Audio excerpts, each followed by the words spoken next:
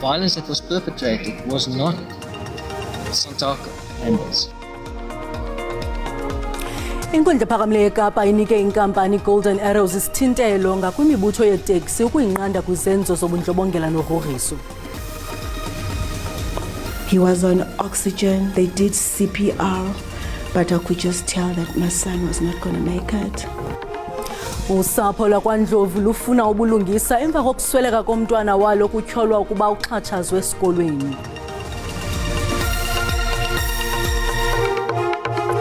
Malona makhaya samkele nababukeli kwijelo iDTT nanguvimbe senilungiselele wona ngokuhlwanje. Inkundla ephakamileyo eNtshona Koloni inike inkampani yebhasi Golden Arrows isithintelo senkundla esithintela imanyano zeteksi ukuba zizibandakanye neentshukumo zodushe. Esi sithintelo sikhutshwe emva koviwo lwenkundla olukhawulezileyo ngalentsasa kunjalo iSantaco ibuyele kwisithebe sengxoxo norhulumente wephondo nababandakanyekayo kwilinge lokuphelisa uqhankqalazo lwecandelo leteksi.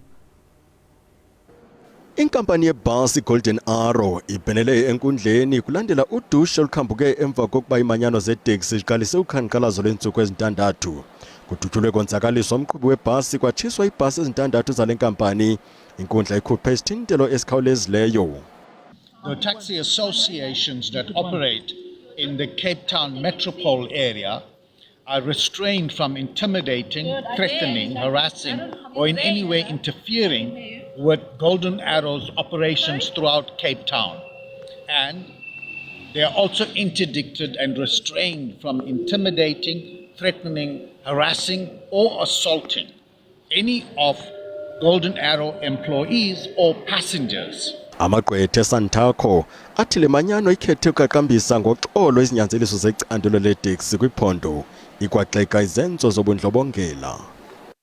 Violence that was perpetrated was not Santaco members, but protesters that latched onto the stay away and strike. As the general public is aware, they peacefully demonstrated in an orderly fashion, drove their taxis on the N2 highway, and there's no incidences that is directly related and can be traced back to these taxi associations.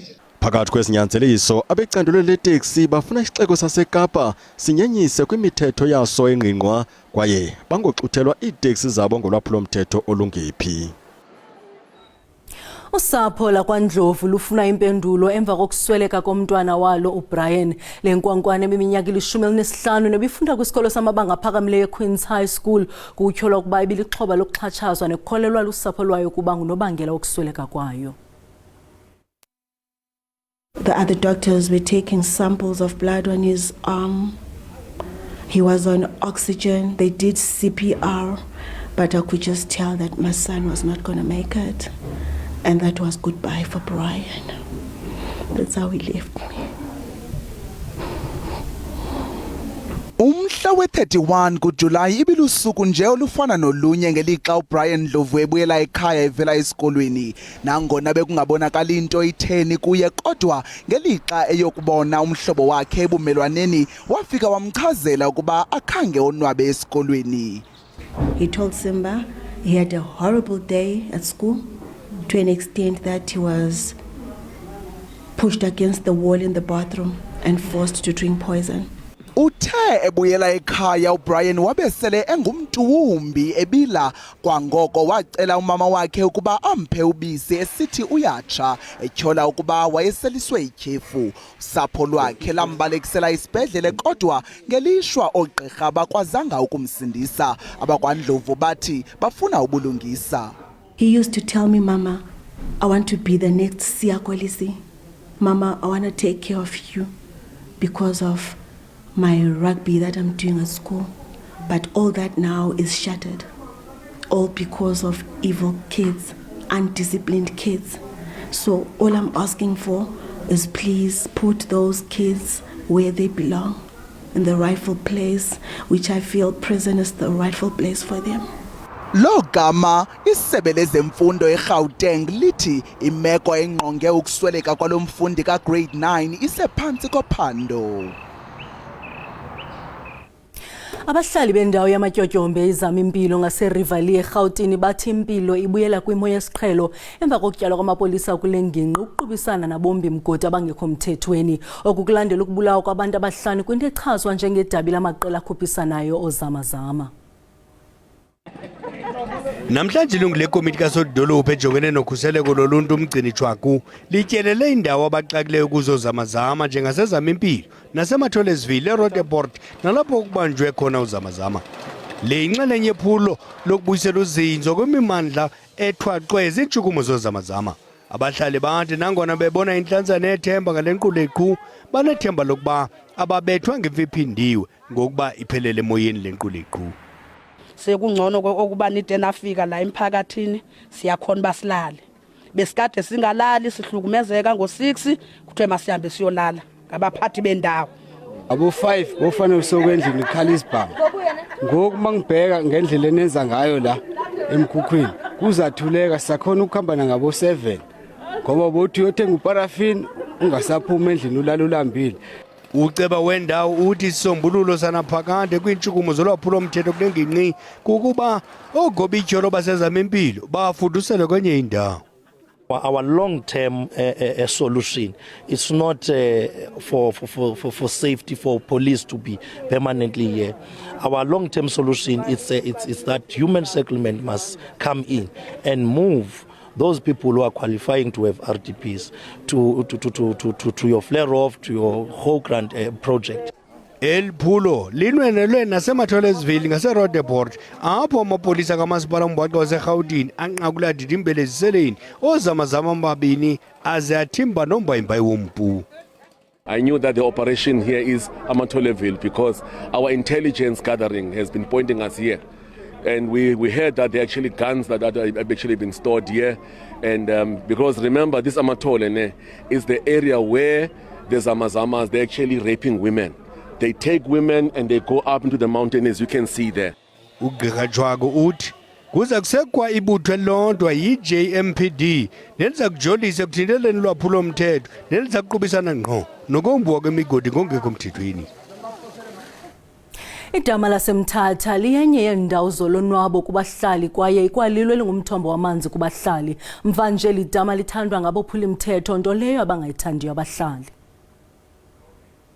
Umthatha yenye yedolophu ezinegalelo elikhulu kuqoqosho lomntla wempuma koloni. Kusenjalo ikwayindawo enezinga eliphezulu lolwaphulo mthetho kwilizwe. Nekwindawo yesihlanu phezulu kwezo zibalelwa phambili. Idama laseMthatha libonwa njengendawo yokutyala izidumbu. Isehlo sakamva nje sesangolwesihlanu apho kufunyenwe imizimba emithathu ibotshwe izandla. Aphaya kulahlwa abantu emanzini.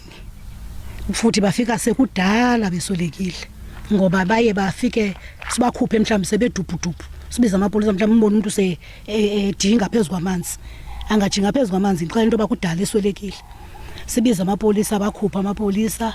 Iyabaxhalabisa abahlali into yokufunyanwa kwezidumbu emanzini abawasebenzisayo. Mhlawumbe noba kungathwa idama liyabiyelwa kungangcono ibe yi-1 indawo ekungenoka kuyo kube khona usecurity okhoyo oyazi into babekungene imoto ethile xa kungene imoto bekungene abantu abathile ngexesha elithile xa inobiyelwa le ndawo kungangcono ngoba ngoku umuntu uya nakweyiphi na indawo azolahla kuyo ezinto bazilahlayo kulamanzi siwasebenzisayo. Umasipala iOR Tambo uthi uza kuthethathethana nawo wonke amasebe achaphazelekayo ngenjongo zokufumana isisombululo koku. Sinamaqonga abizwa njenge-IGR nalapho sisebenzisana nayo sizigaba ezizohlukeneyo zikarhulumente lapho sixoxayo ngezinto ezichaphazela thina sonke ukwenza into sibe nesisombululo apho sawubambisana kule ngxaki sijongene nayo. So lo mba ke yeminye yemiba iyawufumana ingqwalasela xa sihleli kumaqonga e-IGR. Kwinyanga edlulileyo umphathiswa wamapolisa ubhekicele namagosa aphezulu emapoliseni ebethethathethana nosomashishini kunye neenkokheli zasekuhlaleni ngendima yolwaphulo mthetho kwisithili sase-OR Tambo. Ucele uye wathi iqela lezokhuseleko liza kuba yingxenye yezicwangciso zokulwa ulwaphulo mthetho kwesi sithili. NdinguNomzwanele Mngoma kwiindaba ze-SABC eMthatha. Kwalapha ezindabeni umphathiswa wombane ugqirha coercion uthi urhulumente usekhondweni lokugcina izithembiso awazenza malunga nesicwangciso sezamandla seli. Kodwa masiqale evenkileni.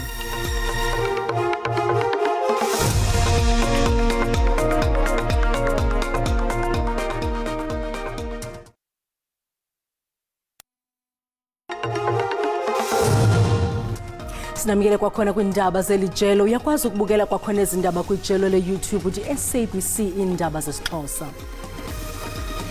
Inkundla ephakamileyo eNtshona Koloni inike inkampani yebhasi Golden Arrows isithintelo senkundla esithintela imanyano zeteksi ukuba zizibandakanye neentshukumo zodushe.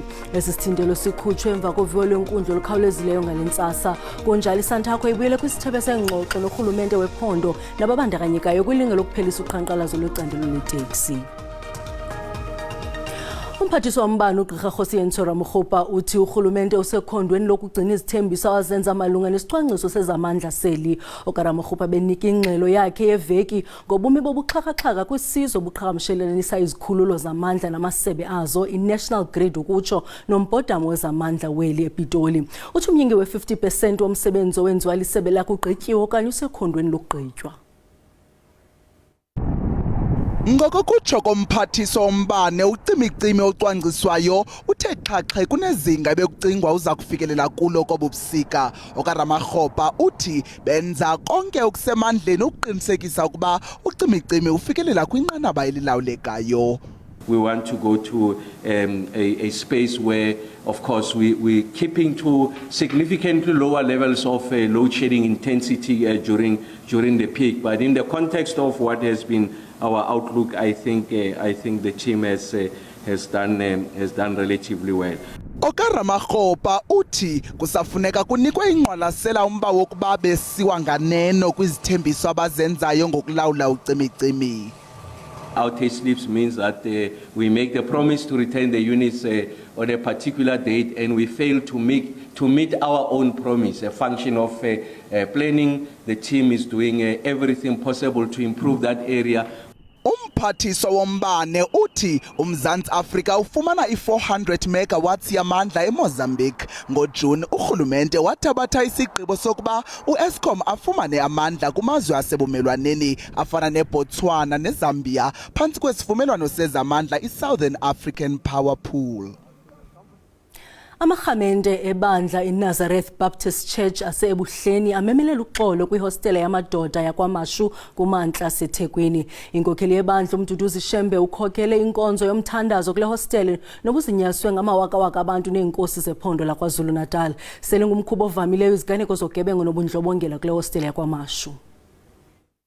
Leli hostela lakwaMashu lingelinye lamahostela adume kambi futhi elinesibalo esiphezulu sokubulala esifundazweni.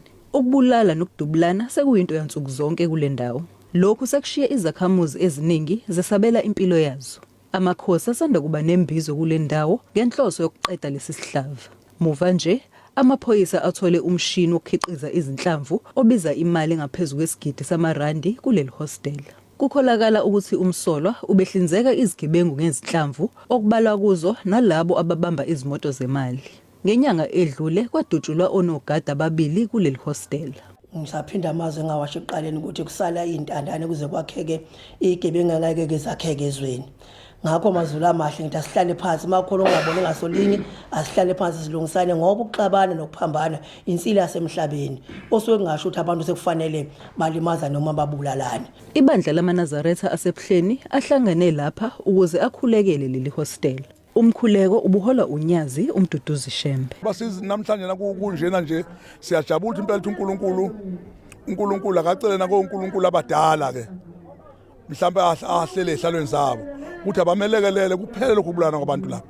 Amaphoyisa esifundazweni athi kudingeka izindlela ezahlukene ukulwa nobugebengu kule ndawo. Abahlali baleli hostela basanethemba lokuthi sisazotholakala isisombululo sokuqeda ukubulawa kwabantu yize isimo simanzonzo. Ngingunonhlakanipho Magwaza ezindabeni ze-SABC kwaMashu. Lufumene inxaso emandla uluntu lwaseBrakfontein eDikeni eMpuma Koloni kurhulumente nakwabecandelo labucala ngomyezo wezilwanyana zasendle. Ukusekwa kwalo myezo wezilwanyana kudala izithuba zomsebenzi kuluntu lwalengingqi. Lo mzi wezilwanyana livela tanci labantu abangama200 nabakhetha imbuyekezo yomhlaba. Le ndawo ineentlobo-ntlobo zezilwanyana.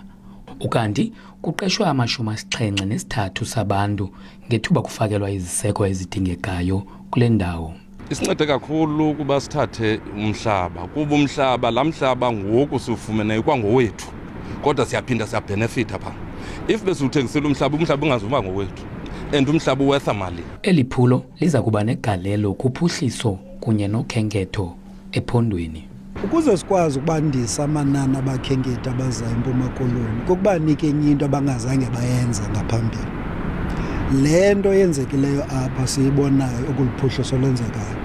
Kuzawuthi umuntu xa esithi ndakhe ndaya endaweni ethile eGreat Fish kuthi ukhe waya nakula facility isandokwenziwa apha athi umuntu zange ndiye kuloo ndawo. So le nto izasinika ichance yokuthi sikwazi ukuthengisa iphondo lethu ngokuveza amanye amathuba ezinto abantu abakhenkethi abangazange bawafumana ngaphambili.